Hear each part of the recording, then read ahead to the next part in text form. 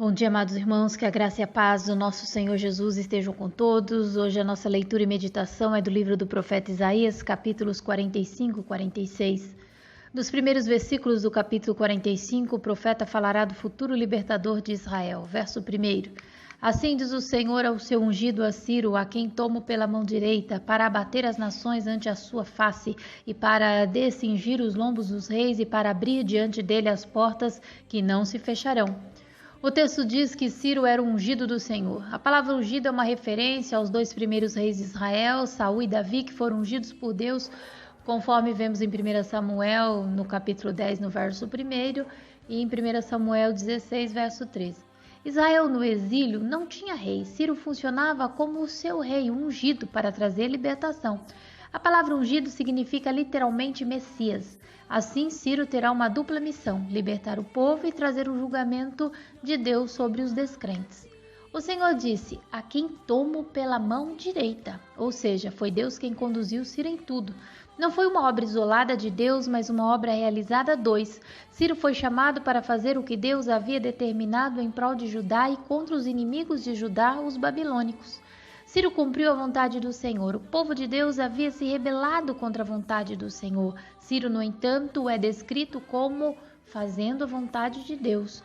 Como é maravilhoso ver que o Senhor fará o que for preciso e usará quem Ele quer para concretizar os seus planos. Versos 4 e 5. Por amor do meu servo Jacó e de Israel, meu escolhido, eu te chamei pelo teu nome e te pus o sobrenome, ainda que não me conheces. Eu sou o Senhor e não há outro, além de mim não há Deus, eu te cingirei, ainda que não me conheces. É interessante que os propósitos redentores de Deus são cumpridos através da atividade de um homem ímpio. Ciro, o rei da Pérsia, derrotou violentamente os babilônicos e conduziu de volta os exilados e ordenou a reconstrução de Jerusalém. Todavia, ele não teria feito nada disso sem a ação de Deus. Verso 7. Eu formo a luz e crio as trevas, faço a paz e crio o mal. Eu, Senhor, faço todas estas coisas. Somente Ele governa o universo, seja através de sua ação direta ou sua vontade permissiva. Entenda mal aqui não como pecado, mas todas as obras que os homens chamam de mal, desgraça, punição, infortúnios, dificuldades, entre outros. Ele é o Criador supremo do universo. Verso 8. Destilai, ó céus, dessas alturas, e as nuvens chovam justiça. Abra-se a terra e produza a salvação, e juntamente com ela brote a justiça. Eu, o Senhor, as criei. A obra do Senhor é perfeita, ainda que não a entendamos, por isso não devemos contender com o nosso Criador. O plano de Deus, ele é incontestável. Versículo 9. Ai daquele que contende com o seu Criador e não passa de um caco de barro entre outros cacos. Acaso dirá o barro ao que lhe dá forma, que fazes, ou a tua obra não tem alça? Que audácia questionar a Deus sobre qualquer coisa. Ele é afinal o Criador e dono de tudo o que existe. Os versículos restantes do capítulo 45 defendem um plano de Deus para utilizar Ciro. O chamado do rei persa seria o primeiro passo de um longo caminho. O teólogo Louis Berkhoff, no seu livro de Teologia Sistemática, define-o como a cooperação do poder divino com os poderes subordinados, de acordo com as leis pré-estabelecidas para sua operação, fazendo-as atuar e que atuem precisamente como o fazem. Pois o plano de Deus, ele é consistente. Nós vemos isso nos versos de 11 ao 13. Ele levantará Ciro na justiça, isto é, com o seu objetivo de salvar. Verso 13. Eu mesmo ordenei a Ciro que começasse a agir e lhe prometi a vitória. Eu aplanarei os caminhos por onde ele vai passar. Ele reconstruirá Jerusalém, a minha cidade, e porá em liberdade o meu povo que está no cativeiro, sem exigir nenhum pagamento para fazer isso. Sem pensar em compensação, Ciro libertará os cativos judeus e permitirá que Jerusalém seja reconstruída. O plano de Deus é sempre correto, embora muitas vezes misterioso, tanto que Isaías irrompeu em uma oração de adoração para a maneira misteriosa de Deus agir para com o seu povo. Verso 15. Verdadeiramente, tu és Deus misterioso, ó Deus de Israel, ó Salvador. Os caminhos do nosso Senhor, eles são insondáveis. No final, o povo de Deus será salvo, não serão mais envergonhados ou confundidos, versículo 17. Israel, porém, será salvo pelo Senhor com salvação eterna. Não sereis envergonhados nem confundidos em toda a eternidade. O Senhor faz um apelo às nações a reconhecê-lo como único Deus, revelando mais uma vez que as imagens de esculturas nada são, nada podem fazer. Versos 20 ao 22. Congregai-vos e vinde, chegai-vos todos juntos, vós que escapastes das nações. Nada sabem os que carregam o lenho das suas imagens de escultura e fazem súplicas a um Deus que não pode salvar.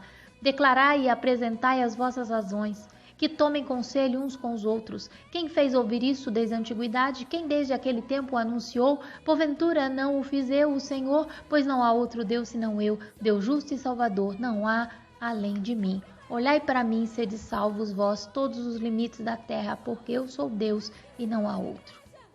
O plano de Deus é evangelístico. Deus prometeu salvar todos os que se voltarem para Ele.